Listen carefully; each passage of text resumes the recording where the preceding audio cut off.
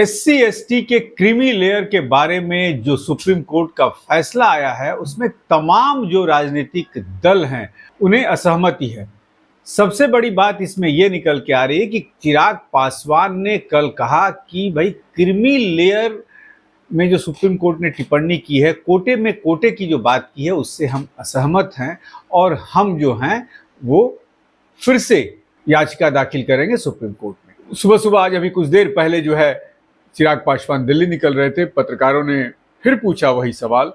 फिर क्या कुछ कह रहे हैं चिराग पासवान, सुनवाते हैं आपको। देखिए, इस पे अपनी तरफ से जो ये ऑब्जर्वेशन सुप्रीम कोर्ट के द्वारा आई है उस पर हम लोगों की भी असहमति है और इस असहमति को प्रमुखता से हम लोगों ने दर्ज किया है। हम लोग इस बात को लेकर स्पष्ट है कि अनुसूचित जाति का आधार अनटचेबिलिटी है।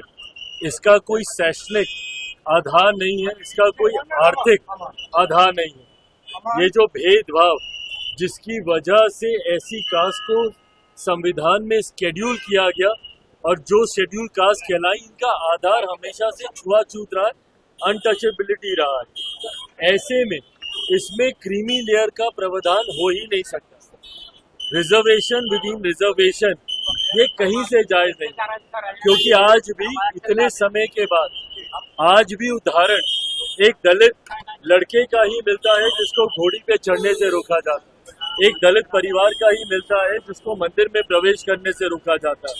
कई ऐसे बड़े नाम भी हैं, मैं नाम नहीं लूंगा, बट कई ऐसे नाम हैं जो बड़े पदों पर है, पर अगर वो मंदिर जाते हैं तो उसके बाद मंदिर को गंगा जल से धुलवाया जाता है। तो आज भी भेदभाव छुआछूत के आधार पर हो रहा है। तो ऐसे में रिजर्वेशन विद इन रिजर्वेशन हम लोग भी कतई इससे सहमत नहीं है और लोक जनशक्ति पार्टी रामविलास सुप्रीम कोर्ट में पुनः विचार याचिका दाखिल हम लोग करने जा रहे हैं ताकि सुप्रीम कोर्ट पुनः अपने फैसले पर बताए। तो सुना आपने, चिराग पासवान की पार्टी एलजेपीआर जो है, लोक जनशक्ति पार्टी रामविलास जो है, वो सुप्रीम कोर्ट का दरवाजा फिर से खटखटाएगी, याचिका दाखिल करेगी, क्योंकि चिराग पासवान का ये मानना है कि क्रीमी लेयर को, एससी एसटी में क्रीमी लेयर के ऊपर जो टिप्पणी सुप्रीम कोर्ट की आई है इसका कोई मतलब नहीं बनता है। और उसका कारण ये है कि एससी एसटी में छुआछूत वाली जो अभी भी बात है